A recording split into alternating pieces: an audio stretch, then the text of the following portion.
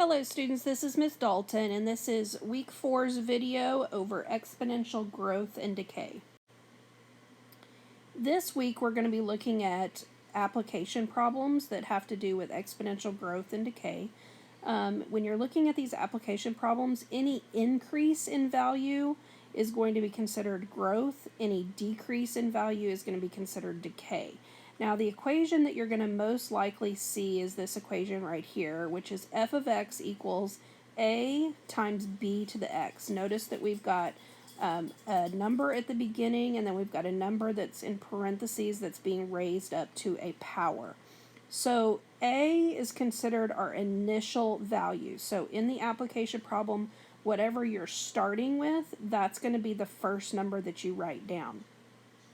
For an example, if we're looking at population, then we're looking at population increasing or decreasing. The starting population for that situation is going to be your A. If B is greater than 1, then that's going to represent a growth function. If B is between 0 and 1, then that's going to represent a decay function. And then something that you need to understand is that to get the rate of growth or decay, that's going to be a percent. So to get that, you just need to take the absolute value of b minus 1, and then you need to convert it to a percent. Now, a lot of times when we're looking at growth and decay formulas, we're talking about money, like when you're investing, or if you're putting it in a savings account and you're earning interest. And so another formula that you might see is called this simple interest formula. Simple interest just means that the interest is added once per specified time period. So think about if you have a savings account, you're going to earn interest one time per year. If you have a stock, for example, it can either go up or down per day. And those are generally looked at as simple interest problems. Usually simple interest is a growth, and this is what it would look like. It would be A equals P times 1 plus R to the T power. Now, notice that T is the exponent. Now, that can be X or T. We use both of those interchangeably. But again, when we're looking at simple interest, it's going to be adding interest over a set period of time. And so that exponent is going to be your time. The P is your principal or your starting value, but again, think about the previous formula. That first number after the equal sign is always your initial value. R is your percent, but you want to make sure you change that to a decimal or a fraction when you put it into the formula. And then just remember that that percent also represents your growth factor.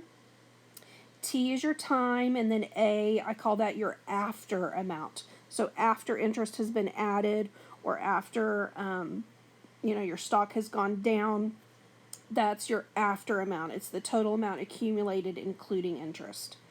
Notice that this formula looks very similar to the previous formula, just with different variables, so keep that in mind.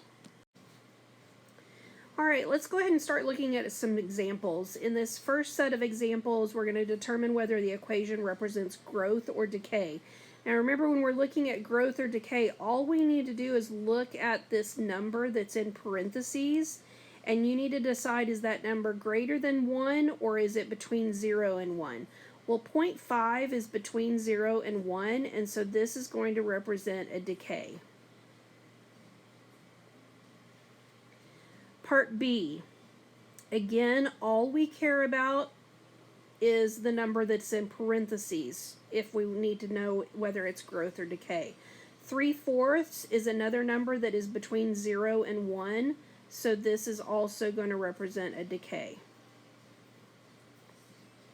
All right, now let's look at part C. What's in parentheses is 4/3.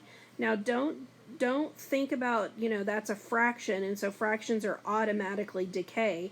Not necessarily.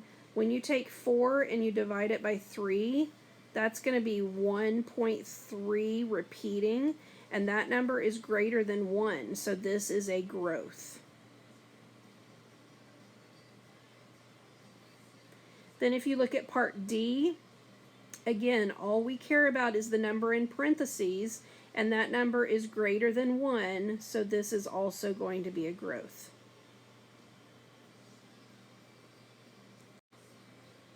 Okay, our next set of examples. Determine whether the graph represents growth or decay. Well, we're looking at it from left to right. And from left to right, we need to know, is it going up or is it going down? If it is going up, it's going to be a growth. If it's going down, it's going to be a decay. So if I start on the left side of my graph and I follow the graph, you can see that that value is going down. So this one's going to represent a decay.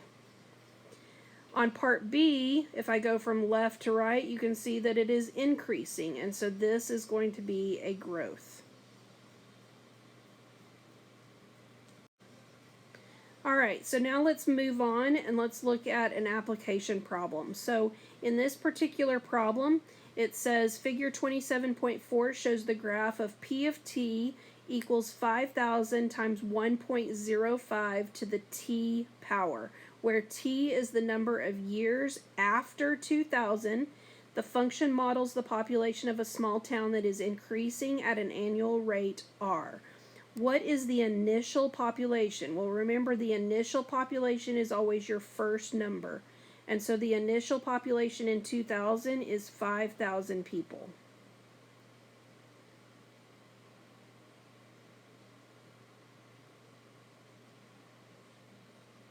What is the growth rate? Well, the growth rate comes from this number that's in the parentheses. However, we need to keep in mind that we need to take the absolute value of that 1.05 and we need to subtract 1 from it. So that comes out to be the absolute value of 0.05, which is just 0.05. But then we have to change it to a percent. So when we change it to a percent, you need to remember that you need to move the decimal 2 places to the right, and so this is going to represent 5%. It has a 5% growth rate. Okay, what will the population be in 2025 if it follows the same model? Round your answer to the nearest whole number. So in 2025, first we've got to realize that at the beginning it was 2000. Now we want to know what is the value in 2025. So if I take that 2025 and subtract 2000, this is 25 years later. So the t that I'm going to put into my equation is going to be 25. So what I need to do is I need to do 5,000 times 1.05 to the 25 power. So if you do that on your calculator, you get 16,931.7. However, since we need to round it to the nearest whole number, that's going to be 16,932 people.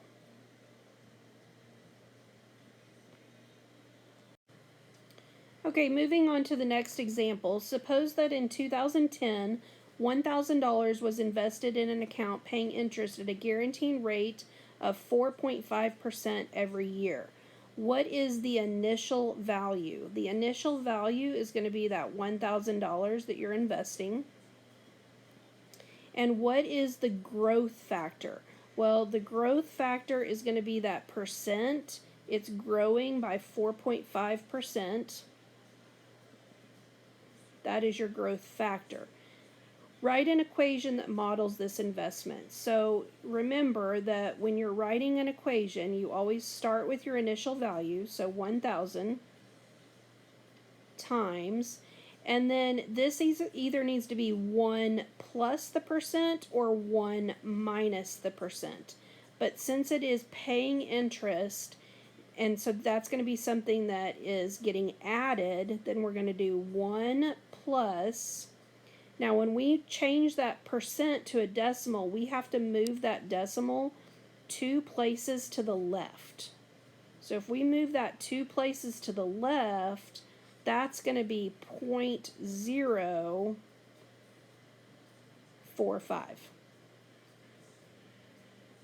And then it's raised up to either t or x, however you want to look at it. I'm going to use t since we're dealing with time. How much money will be in the account in the year 2025? So again, first we've got to figure out how many years have gone by. So in 2025, we're going to subtract the beginning time, which is 2010, and so that's going to be 15 years later. So that's going to go in place of t. So y equals 1,000 times, and you can either add that together or leave it separate. If I add it together, then that's going to be 1.045, and then I need to just raise it to the 15th power. So after typing that into my calculator, I got 1,935. Since we're dealing with money, I'm going to just round that to the nearest hundredths, which is 0.28.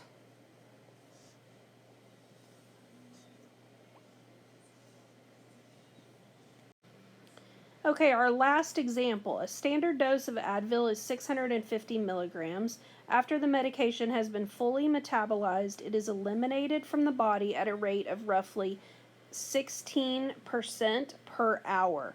Okay, so since this is eliminated, we know it's going to be a decay function. What is the initial value? The initial value is that 650 milligrams. The decay factor again is our percent, so it's decaying by 16%, or it's decreasing by 16%. Write an equation for the amount of medication in the body after t hours. So I'm going to write this in function notation, which is just f of t, just to give you something a little different. F of t equals, you always start with your initial value, so 650 times, and then we need to convert that decimal to a percent. So the decimal right now is at the end of the 16. So if I move that 2 places to the left, it's going to be 0.16. It's decaying, so we need to do 1 minus 0.16, and then it's to the t power.